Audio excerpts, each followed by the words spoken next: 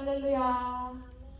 예배를 시작하려고 합니다. 뉴라이프 하중교회 오신 여러분 진심으로 환영합니다. 다 같이 박수 치면서 찬양하시겠습니다. 찬양이 언제나 넘치면.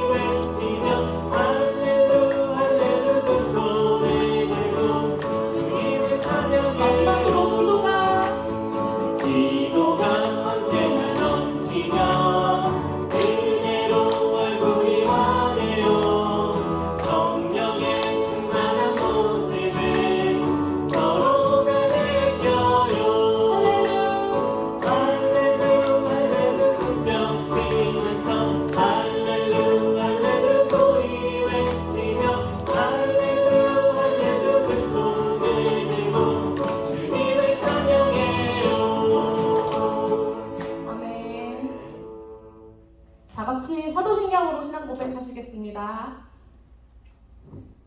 전능하사 천지를 만드신 하나님 아버지를 내가 믿사오며 그 외아들 우리 주 예수 그리스도를 믿사오니 이는 성령으로 잉태하사 동정녀 마리아에게 나시고 본디오 빌라도에게 고난을 받으사 십자가에 못 박혀 죽으시고 장사한 지 사흘 만에 죽은 자 가운데서 다시 살아나시며 하늘에 오르사 전능하신 하나님 우편에 앉아 계시다가 조리로서 산자와 죽은 자를 심판하러 오시리라. 성령을 믿사오며 거룩한 교회와 성도가 서로 교통하는 것과 죄를 사하여 주시는 것과 몸이 다시 사는 것과 영원히 사는 것을 믿사옵나이다. 아멘. 오늘 예배에 오신 여러분 진심으로 환영합니다. 못 보던 얼굴도 있는 것 같은데 다 같이 인사하면서 시작하겠습니다. 잘 오셨습니다. 잘 오셨습니다. 계속해서 우리가 의지할 것은 오직 예수님의 보혈뿐임을 이 시간 다시 생각하는 마음으로 찬양하시겠습니다. 예수 십자가의 흘린 피로써 부르겠습니다.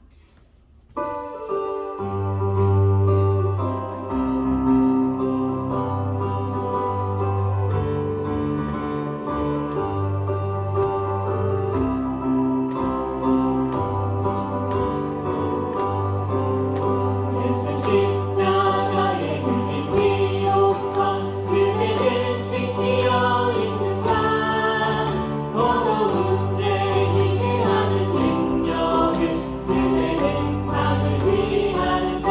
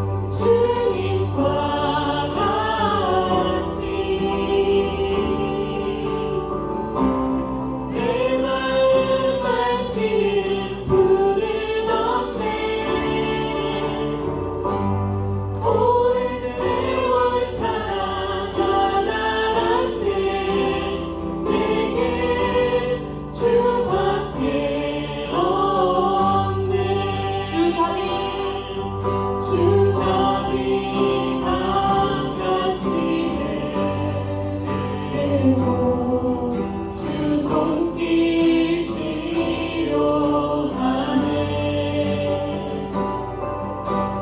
보통 받는 자녀 부르시니 주밖에 없네. 주님과 같이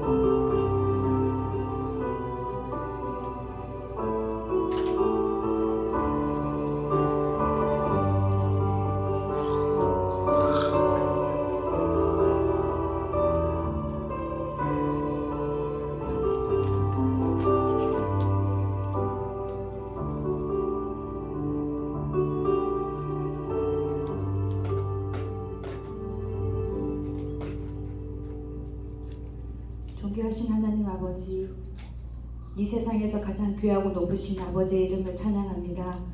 우리가 믿고 따르고 예배하는 유일한 분이신 하나님 아버지, 이 시간 주의 몸된 교회가 간절히 아버지 얼굴을 구하며 나아갑니다. 우리의 마음과 뜻과 힘을 다하여 아버지께 집중합니다. 변함없는 아버지의 사랑과 긍휼을 구합니다. 우리의 마음을 새롭게 하시고 우리의 마음의 눈을 열어주셔서 아버지의 얼굴을 보게 하시며 아버지의 빛과 사랑으로 우리의 심령을 가득가득 채워주시기를 간절히 기도합니다. 사랑하는 주님, 예수 그리스도를 통하여 우리에게 영원한 삶에 대한 약속을 해주셔서 감사합니다. 그 십자가의 사랑과 희생이 얼마나 놀랍고 소중한지 진정으로 깨닫게 될 때 고집스러운 내가 바뀌지 않는 우리의 삶이 바뀔 수 있다는 걸 고백합니다. 우리에게 어떠한 부담과 짐과 무거움이 있더라도 결국 승리하게 하실 하나님 아버지를 믿음으로 고백하며 나아가게 하옵소서.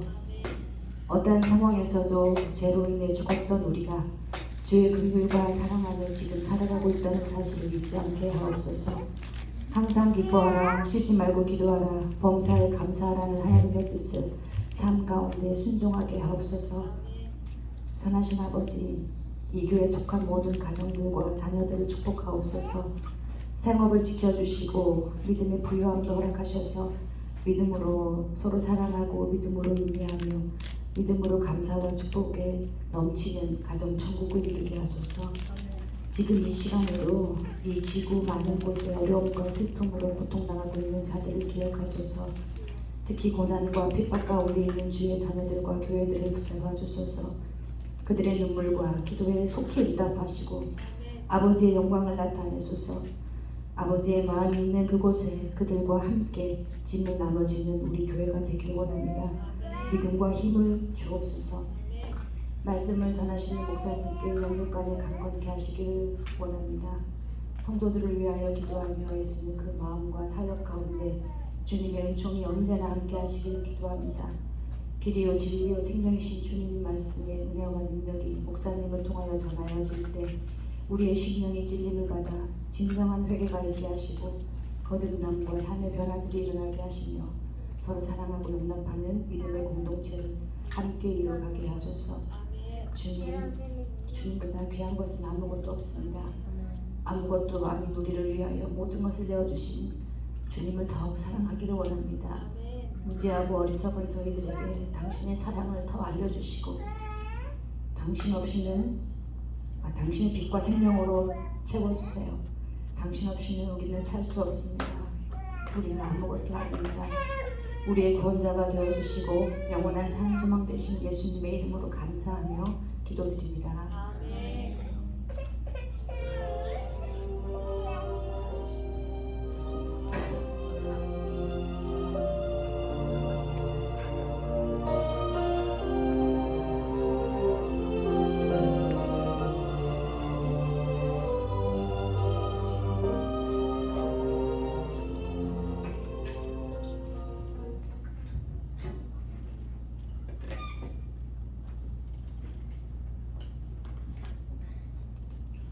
할렐루야. 예, 아멘. 유라필 교회 오신 여러분 환영합니다. 좌우로 앞으로 인사합시다. 누구세요? 인사하시고 처음 뵙겠습니다. 인사하시고 어디서 많이 뵀던 분 같은데요, 그죠? 예, 오늘 또 많은 분들 휴가철 맞아서 또 이동하신 분들이 많이 계시고 또 방문하신 분들 반갑습니다. 네, 이번 주에 사사기 성경 공부 한 주 동안 쉬겠습니다. 성경 공부 교재 필요하신 분들 받아 가시고요. 그리고 다음 주는 컬티스 레이크 야유회가 있습니다. 그래서 좀 일찍 예배를 드리고 출발하도록 12시에 3층에서 예배가 있겠습니다. 준비해서 오시기 바라고요. 7, 8월 일정 나머지 참고해 주시면 되겠습니다. 드리는 헌금 위해서 기도하겠습니다.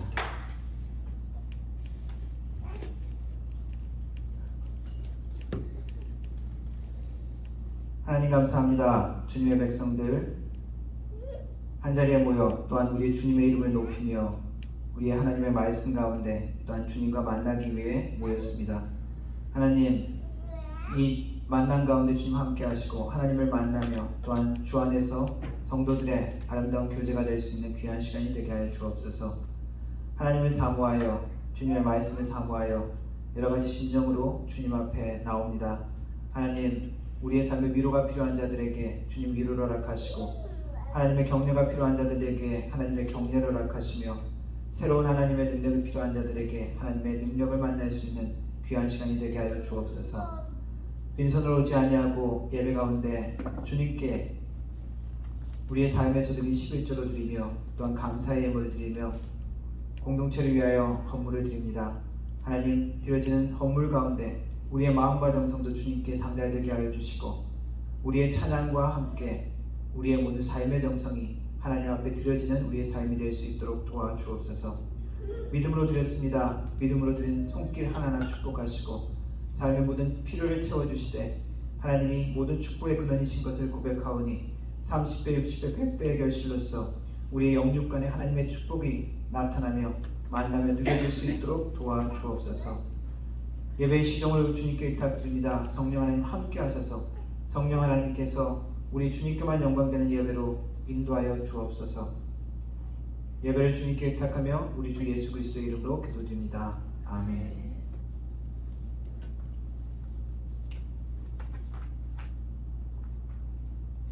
네, 하나님 말씀 읽도록 하겠습니다. 함께 일어나서 요한 1서 2장 말씀 함께 읽도록 하겠습니다. 제가 한 절, 여러분들 한 절 이렇게 교독하도록 하겠습니다.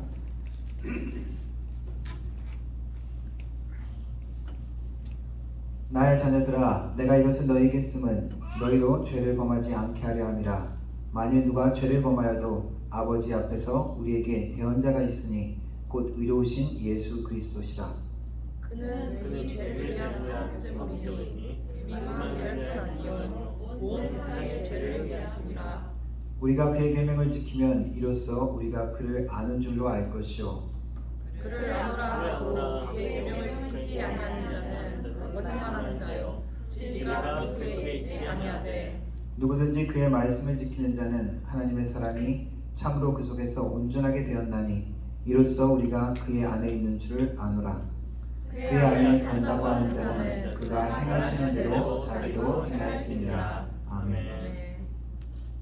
예, 앉아 주십시오.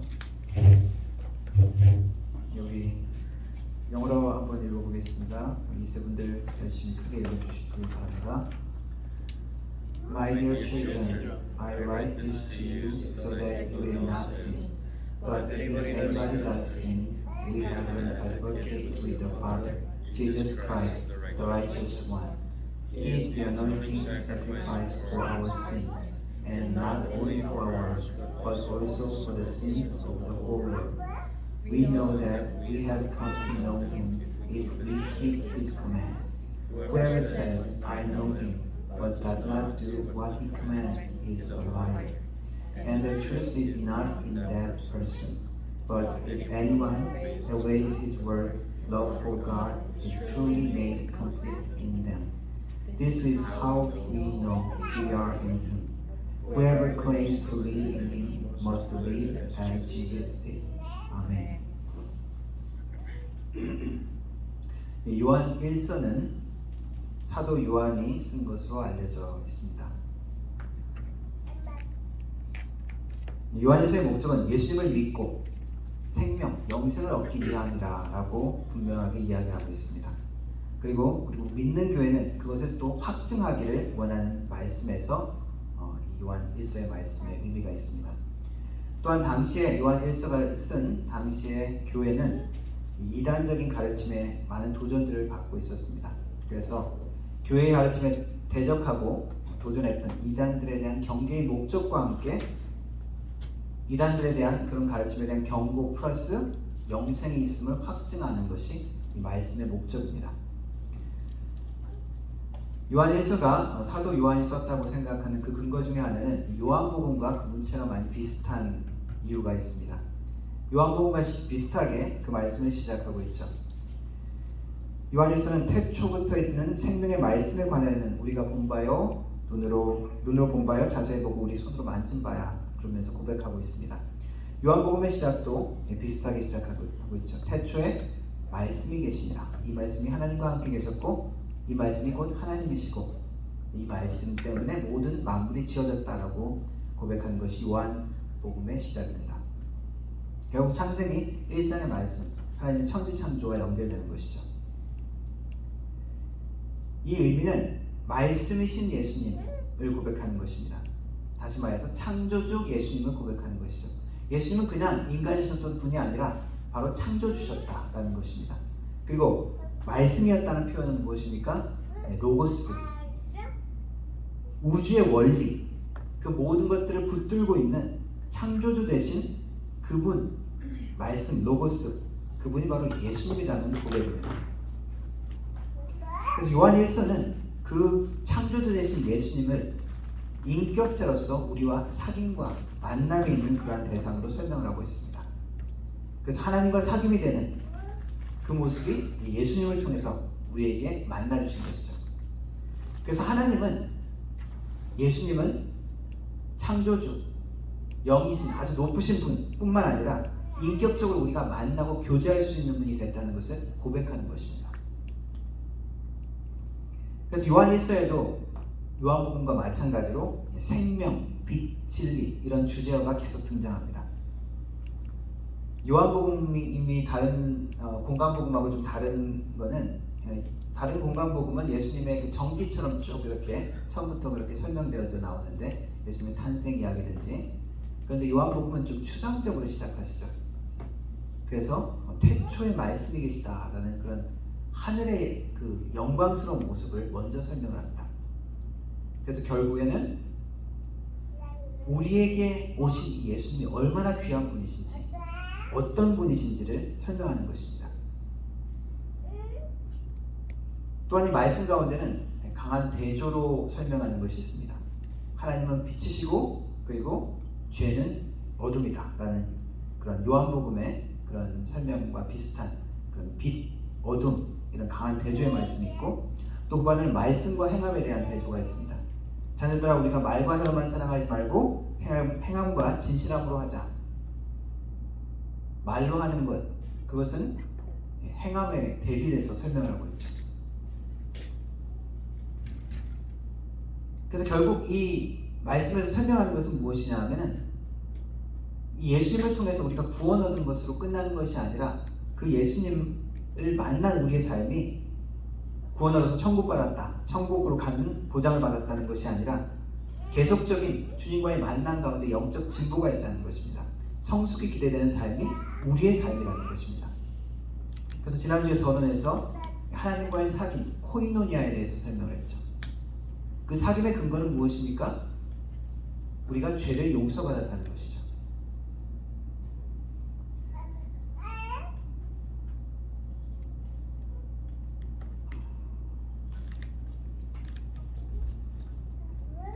이 페이지가 뒤에 갔네요. 요한 1서에는 하나님의 구원을 사귐으로 선언을 설명합니다.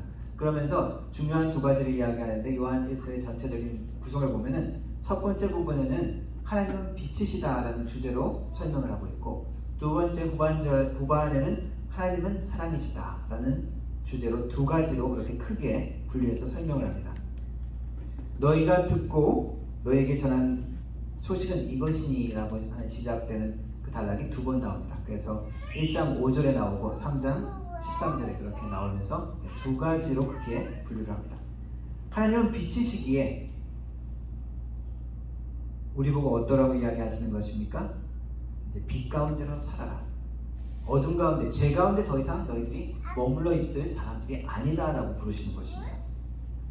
그래서 예수 그리스도 안에 거하라, 빛 가운데 거하라. 오늘 말씀에서도 주님 안에 거한다는 말씀이 많이 나오죠. 주님 안에 거한다는 말씀은 계명을 지키는 삶이라고 이야기하고 있습니다. 요한일서 5장 3절 나중에 뒤에도 이렇게 말씀하고 있습니다. 하나님을 사랑하는 것은 이것이니 우리가 그의 계명을 지키는 것이라. 그의 계명들은 무거운 것이 아니로다. 요한복음에도 비슷하게 이야기한 부분이 있습니다. 너희가 나를 사랑하면 나의 계명을 지키리라. 예수님이 그렇게 말씀하셨습니다. 또 이렇게 말씀하셨습니다. 요한복음 14장에 나의 계명을 가지고 지키는 자라야 나를 사랑하는 자니 나를 사랑하는 자는 내 아버지께 사랑을 받을 것이요 나도 그를 사랑하여 그에게 나를 나타내리라 라고 말씀합니다. 계명, 하나님의 계명이 무엇입니까? 구약에서는 율법이라고 할 수 있죠. 하나님께서 이스라엘 백성들을 사랑하셔서 이스라엘 백성과 언약을 맺으시고 너희들은 나의 백성이라고 언약을 맺으시면서 주신 것이 율법, 계명입니다. 신약시대에는 우리는 어떻습니까? 이스라엘처럼 그러한 율법은 없죠. 그러나 우리에게는 새 계명을 주신다고 하셨습니다. 서로 사랑하라. 하나님을 사랑하고 내 이웃을 내 몸과 같이 사랑하라. 그것이 새 계명, 사랑의 계명입니다.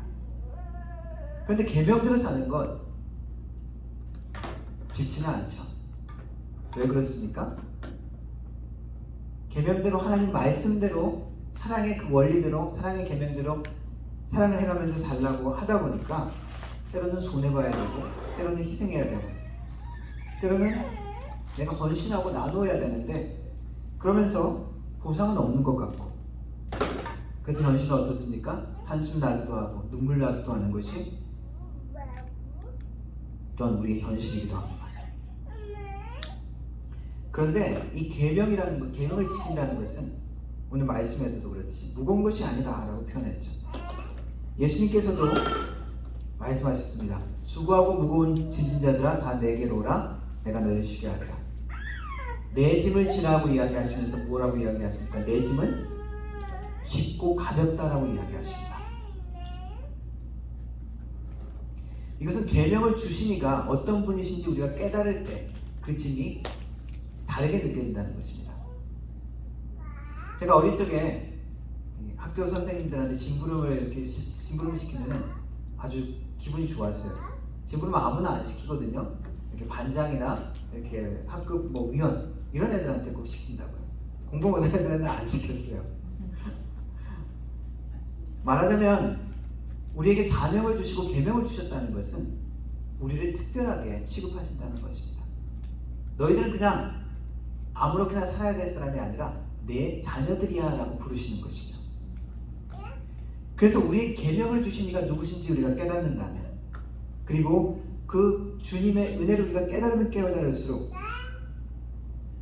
그 계명은 어렵고 무거운 것이 안 되고 오히려 쉽고 가벼운 것이 된다는 것입니다. 힘들지만 내가 땀을 흘려야 되지만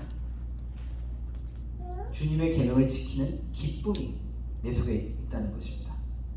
왜 그렇습니까? 사랑하기 때문이죠. 사랑하는 사람을 위해서 뭘 주을 때 아깝다 힘들다 이러는 마음보다 사랑하는 사람에게 준 그 기쁨이 우리에게 더하는 것과 마찬가지입니다. 마찬가지로 서로 사랑하라는 계명도 마찬가지죠. 우리가 하나님의 은혜가 없다면 그 은혜를 우리가 잊는다면 우리는 사랑할 수 없습니다.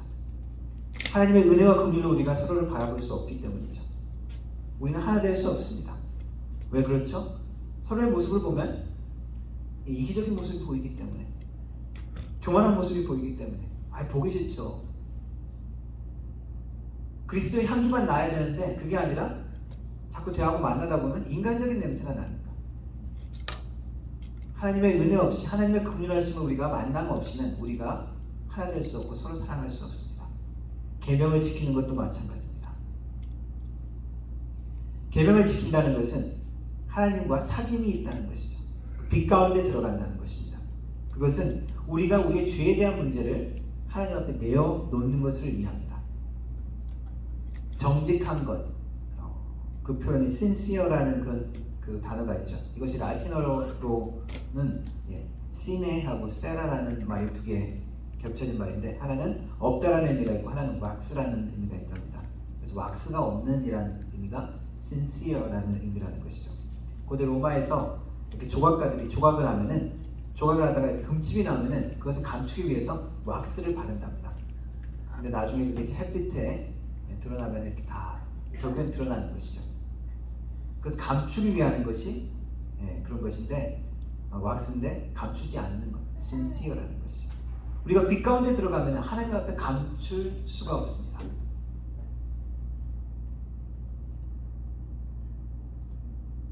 그래서 하나님 앞에 우리가 죄된 것을 고백하고 그렇게 나아가는 것, 그것이 우리의 교회의 모습이라는 것입니다.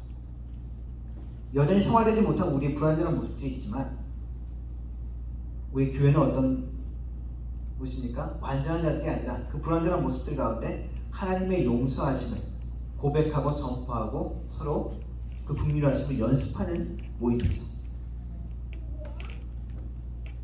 그래서 요한서신서에 특별히 이단에 대한 경고가 있는데, 이단들에 대한 경고 중에 이단의 특징을 이야기하는 것 중에 하나는 예수님에 대한 부분입니다. 교리적인 측면이 있고 그리스도의 신성이나 인성을 부정하거나 폄하하면 이단입니다. 또 이단들의 특징은 기존 교회를 분리하고 떠나면서 자기들이 진리를 가지고 있다고 이야기하죠. 비난하고 그리고 스스로 교만해집니다. 이단들의 특징이 그거 보면 그래요. 교회에 부족하고 죄악된 부분들 분명히 있습니다만 그것을 지적하고 비난하면서 은근히 어떻게 얘기합니까? 우리는 진리를 가지고 있다, 그렇게 표현을 하고 있죠. 그래서 지막에는 기존 교회는 너희들에게는 구원이 없다라고 이야기합니다. 배역한 교회라고 이야기하고 배도한 성도들이라고 치부를 해버립니다. 그러나 요한은 죄에 대해서 이렇게 이야기하고 있습니다. 죄에 대해서 사람들의 반응은, 첫 번째 반응은 죄를 숨기려 한다. 요한일서 말씀 보면은 우리가 만약 죄가 없다고 스스로 말하면 그렇게 우리를 속이는 것이다 라고 이야기합니다. 그만큼 우리의 속성은 죄에 대해서 먼저 숨긴다는 것이죠. 하나님은 빛이시다. 그렇기 때문에 그 죄의 문제를 너희들이 더 이상 숨기지 말고 이제 그것이 거짓으로 드러나지 말고 그것을 가지고 오라고 이야기하는 것입니다. 회색지대는 없습니다. 죄를 감출 수 없다는 것이죠. 다윗 왕, 위대한 다윗, 시편에 지은 그 다윗도 하나님 앞에 바세바와 지은 죄를 덮으려고 했었죠. 덮기 위해서 더 큰 죄를 저질렀지 않습니까? 이러한 속성은 태초부터 있었습니다. 아담과 하와 하나님 앞에 범죄했을 때 내가 어디 있느냐, 죄에 대한 고백을 하지 않냐고 딴 얘기를 했죠. 내가 벌거벗었으므로 숨었습니다. 가인은 어땠습니까? 내 아우 아벨이 어디 있느냐? 내가 내 아우를 지키는 자입니까? 내가 어떻게 합니까? 숨겼죠. 감추려고 했습니다.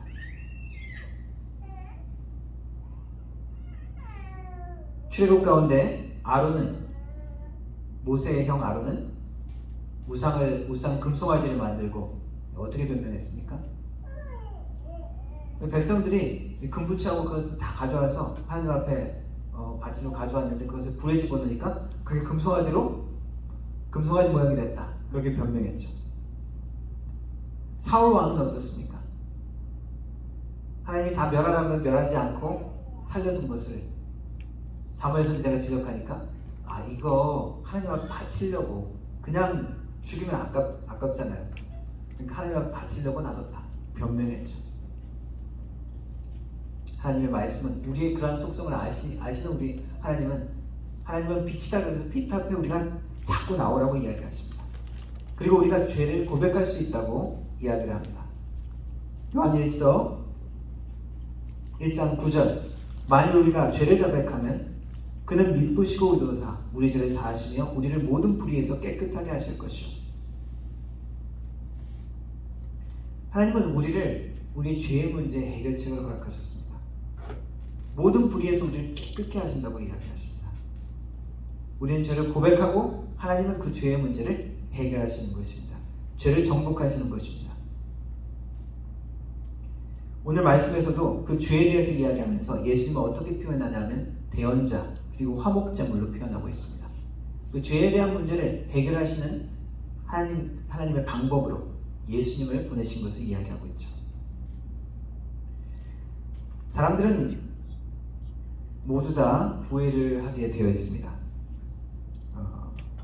테드 방송 테드 있죠? 거기 보면 다니엘 핑크라는 사람이 사람들이 보통 하는 4가지의 후회에 대해서 이렇게 설명한 내용이 있습니다. 후회하지 않는 사람은 아주 어린아이거나 뇌에 손상이 있거나 혹은 사이코패스 같은 경우를 제외하고는 대부분의 사람들은 후회를 하는 것이 정상이라는 것입니다. 후회라는 그 단어의 의미는 부정적인 의미가 많지만은 사실 그 후회는 이후에 더 나은 결정을 할 수 있도록 도와주는 것이죠. 즉 더 지혜롭게 될 수 있도록 도와준다는 것입니다. 이 다니엘 핑크가 전 세계 독자들에게 자신이 후회했던 내용을 한번 보내달라고 설문조사를 했답니다. 105개국에서 16,000가지의 후회를 받았다고 합니다. 특별히 거기 분류를 해보니까 4가지 정도의 후회 유형이 나오는데 첫 번째는 기회에 대한 후회. 이렇게 했었더라면, 열심히 운동했더라면, 열심히 공부했더라면 그런 후회가 있다는 것이고요. 또 대표적인 후회는 용기 후회. 기회를 잡았더라면 그것을 하지 않은, 용기를 가지 못하고 하지 않았던 그 후회. 그리고 도덕적인 후회. 옳은 일을 했어야 되는데 그 일을 하지 못한 후회. 죄책감. 그래서 나중엔 몇십 년 뒤에 돈을 갚는 이런 이야기들 듣기도 하죠. 그리고 연결 후회. 연락했더라면 하는데 연락하지 못하고 그냥 잊혀진. 후회가 주는 교훈은 너무 과도한 후회는 괴롭다는 것입니다. 나는 형편없어, 나는 끔찍해. 그렇게 스스로에 대해서 자꾸 비하하고 거기에서 벗어나지 못하면 우리 감정적으로 피폐하는 것이죠. 또 다른 극단은 어떻습니까? 너무 가벼운 후회입니다. 나는 후회 없어, 괜찮아, 그냥 잊어버리자, 이런 태도죠. 이런 것은 변화와 개선을 주지 못한다는 것입니다. 그래서 정상적인 인간이라면 후회를 하면서 그 후회를 통해서 배우고 성장한다는 것입니다. 그래서 후회를 할지도 모르는 어떤 선택 앞에 있을 때 2가지를 질문하라고 이 사람은 제안합니다. 한 가지는 한 5년 뒤에, 나중에 지금의 내가 어떤 결정을 내리기를 원할까? 그때 가서 내가 어떤 결정을 내기를 원할까? 그걸 한번 돌아보라. 그리고 나의 소중한 친구가 나와 똑같은 선택을 하면 나는 그에게 어떠한 조언을 해줄까? 어떤 선택을 하라고 이야기를 할까를 생각해 보라는 것입니다. 그러면 우리 크리스찬들은 어떨까요? 우리는 우리의 인생을 정리하고 하나님 앞에, 우리 주님 앞에 서는 순간이 있습니다. 그때를 기억하는 것이죠.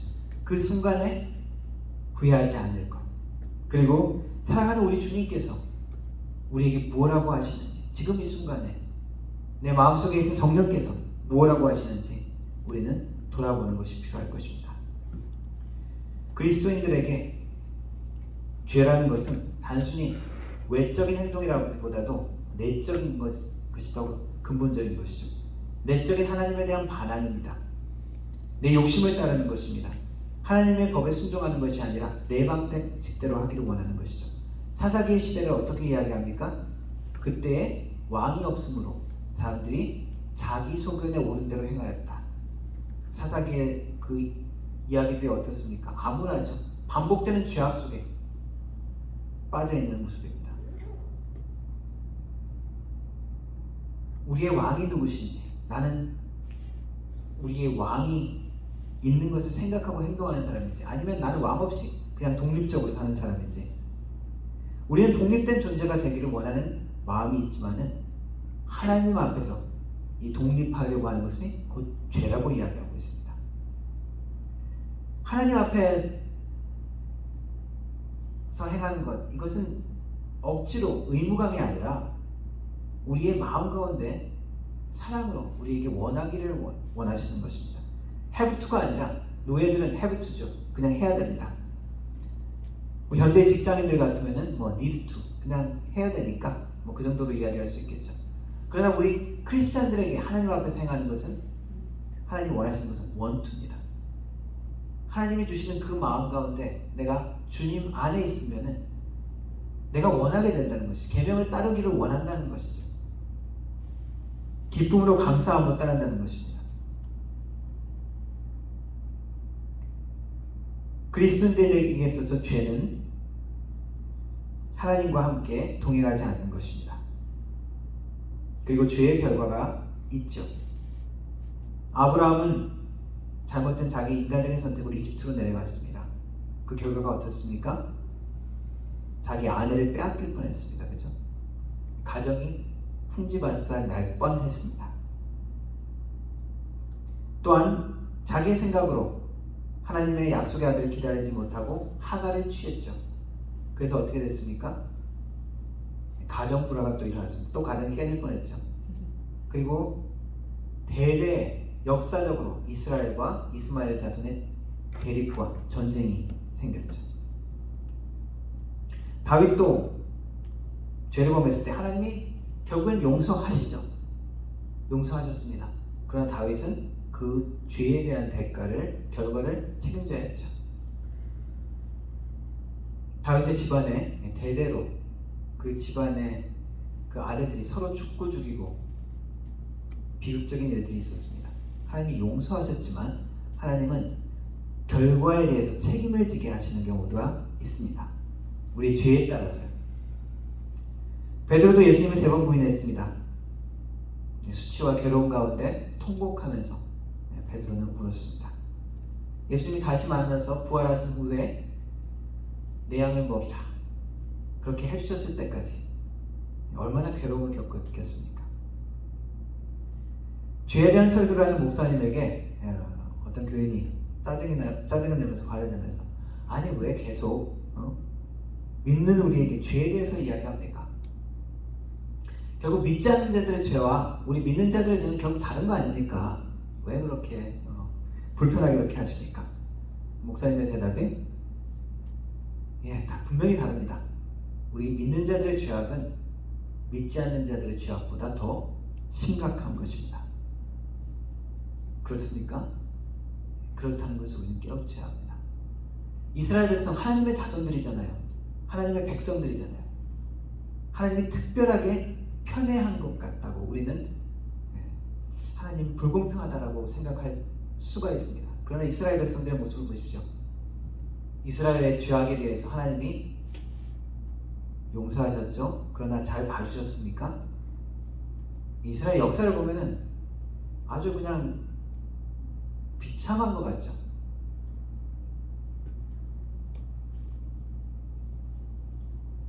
그러나 중요한 것은 하나님의 백성을 하나님께서 결국 이끄시는 그 결국입니다. 하나님의 구원의 방법으로 하나님의 백성 삼으시는 것. 그러나 그 과정 가운데 우리에게 겪게 하시고 후회하게 하시고 깨우치게 하시고 하나님의 은혜가 무엇인지 알게 하시는 과정이 있다는 것입니다. 그것이 하나님의 백성으로서의 특권인 것입니다. 요한사도는 하나님 안에서 예수님 안에 거하는 가운데 이 죄에 대한 해결책이 있다고 이야기합니다. 예수님 안에 거할 때 우리는 세상을 사랑하지 않게 되어진다고 이야기합니다. 여기서 이야기하는 세상은 하나님이 세상을 이처럼 사랑하사 하는 그 세상이 아닙니다. 죄악된 세상을 이야기하는 것이죠. 요한일서 2장에 이렇게 이야기합니다. 이 세상이나 세상에 있는 것을 사랑하지 말라. 누구든지 세상을 사랑하면 아버지의 사랑이 그 속에 있지 아니하니 세상에 있는 모든 것이 육신의 정욕과 안목의 정욕과 이생의 자랑이니 다 아버지께로 쫓아온 것이 아니요 세상으로 쫓아온 것이라. 이 세상도 그 정욕도 지나가되 오직 하나님의 뜻을 행하는 이는 영원히 거하느니라. 왜 세상을 사랑하지 말라고요? 세상은 영원하지 않다고 사라진다는 것입니다. 곧 사라질 것을 우리가 사랑하면 더 고통스럽죠. 그렇기 때문에 세상을 사랑하지 마라. 세상을 사랑하면 너희들은 결국 그것이 더 고통스러울 것이다 라고 이야기하시는 것입니다.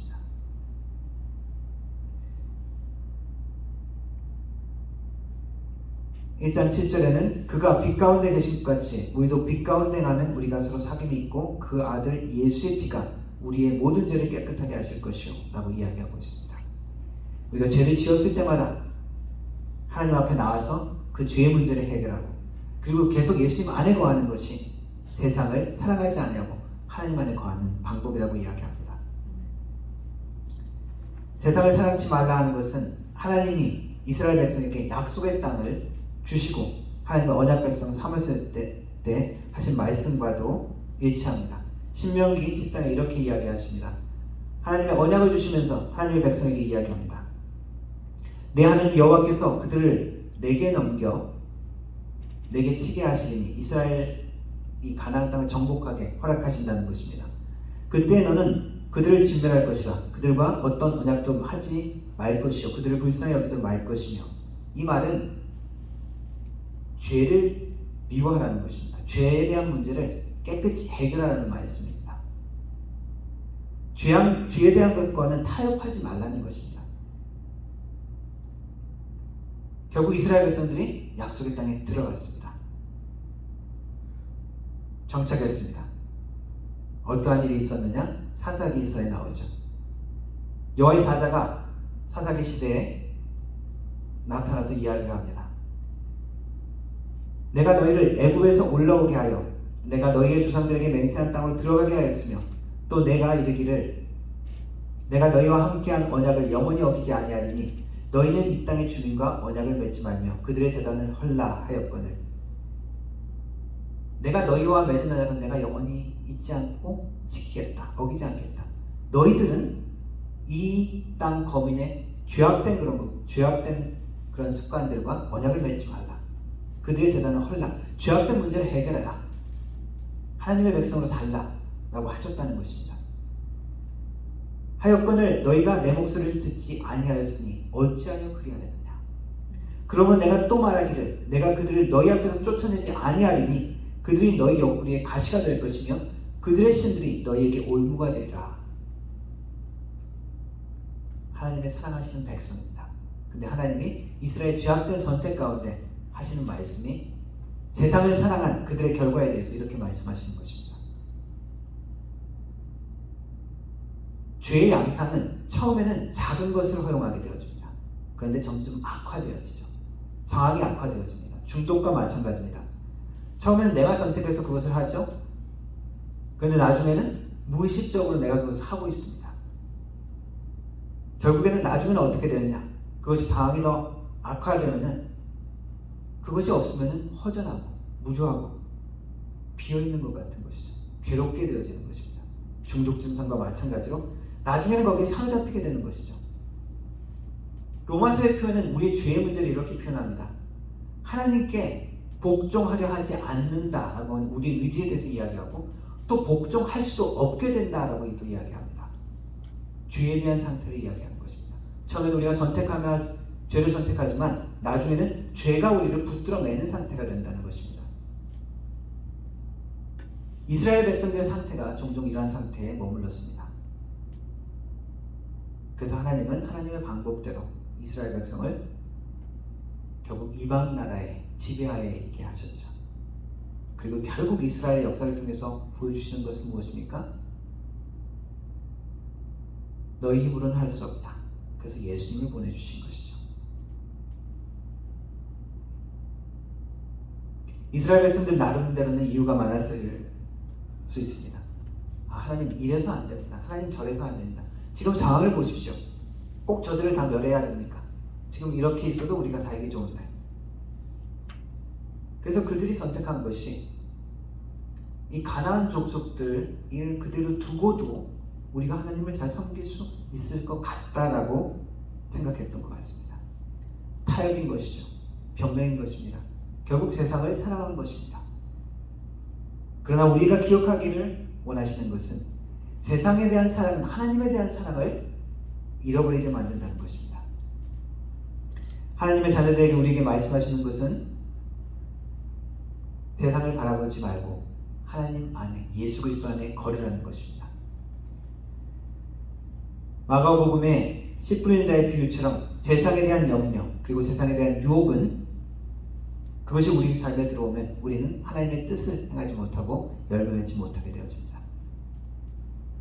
어떤 분이 코로나 상황에 닫혀진 교회를 보고 안타까워하는 마음으로 하나님 앞에 죄악된 것들을 고백하며 지은 시가 있습니다. 어느 분이 지은 건지 정확하게는 모르겠지만 일본 발제에서 제가 읽어드리겠습니다. 200년이 넘고 100년이 넘도록 단 한 번도 어떠한 상황에서도 멈추지 않았던 모든 교회의 문이 닫히고 예배의 소리가 사라져버렸다. 멈춘 후에야 알았다. 우리의 예배가, 우리의 일상이 얼마나 감사하였던가. 모든 것이 멈춘 후에야 우리의 삶을 돌아본다. 교만함과 높아지려는 자들이 강단에 서서 하나님의 말씀을 선포하고 시기와 미움과 탐욕으로 가득 찬 성도들은 자신과 상관없듯이 듣는 말씀과 찬송을 고백해대며 드리는 헌금의 숫자에 우스대는 모습, 다스려야 할 자연을 나만의 편함과 이기주의로 서슴없이 파괴되는 자들이 경건한 척 드리는 예배, 나라도 역겨울 것 같다. 성전의 문을 닫고 싶다 하시더니 그때도 지금도 기어코 닫으셨습니다. 더는 바라볼 수 없기에 부끄러운 저희가 이제야 회개합니다. 대면 예배가 불가능하고 그리고 온라인 예배가 제대로 되지 않는 상황에서 어떤 분이 나름 이렇게 지은 회개이십니다. 물론 예배당에서 드리는 예배만 하나님 앞에 드리는 예배가 되고 또 하나님이 꼭 주인 되시는 것은 아닙니다. 중요한 것은 무엇입니까? 우리가 하나님 안에 거하는 그러한 예배가 되어야 된다는 것이죠. 우리의 중심에 하나님이 왕이 되시는 분으로 우리 안에 거하여야 된다는 것입니다. 우리의 삶이 하나님 안에 그리고 우리의 생명이 예수님 안에 들어가는 삶을 우리에게 원하시는 것입니다. 하나님 안에 거하는 삶 때로는 쉽지 않습니다. 그래서 우리가 결단하고 주님 안에 거해야 합니다. 나의 안에 거하라. 나는 내 하나님이니. 찬양도 있죠. 여호와의 선하심을 맛보아 알면 알수록 우리는 그 안에 머무는 것을 더욱더 감사할 것이고 기쁠 것이고 우리가 누릴 수 있을 것입니다. 하나님과 사귀며 그의 풍성함과 은혜를 누리며 열매 맺는 삶을 경험하는 삶이 되기를 주님의 이름으로 축원합니다. 기도하겠습니다.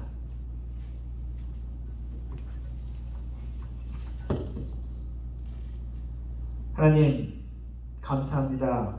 우리의 연약함과 부족한 가운데 때로는 넘어지는 죄악된 모습들 가운데서도 우리의 죄악의 문제를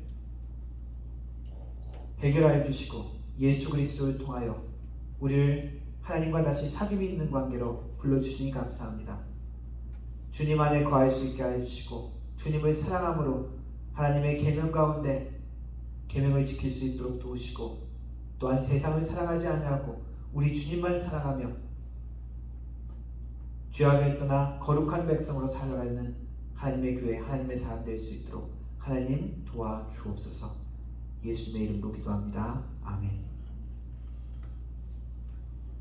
주 은혜의 힘을 찬양하겠습니다.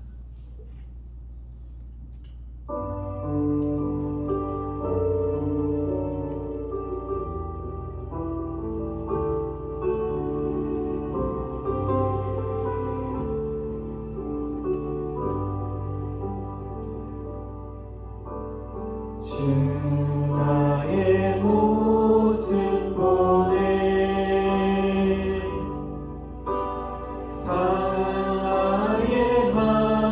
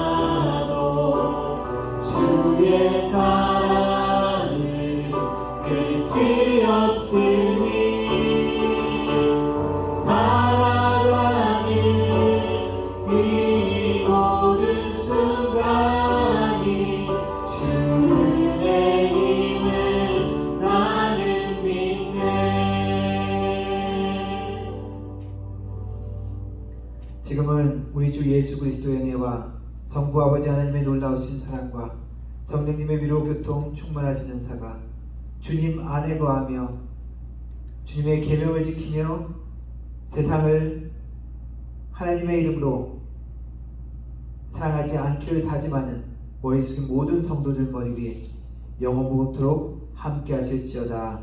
아멘.